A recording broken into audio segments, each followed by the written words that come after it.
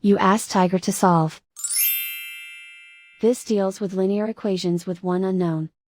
The final result is y equals -35. Let's solve it step by step. Simplify the expression. Group like terms. Simplify the arithmetic.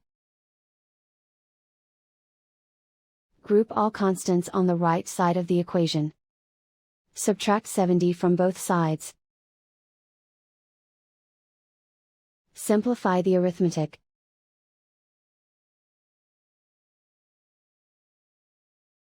Isolate the y. Divide both sides by 2.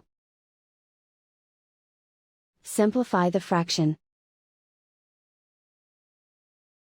Find the greatest common factor of the numerator and denominator. Factor out and cancel the greatest common factor. And so the final result is y equals -35.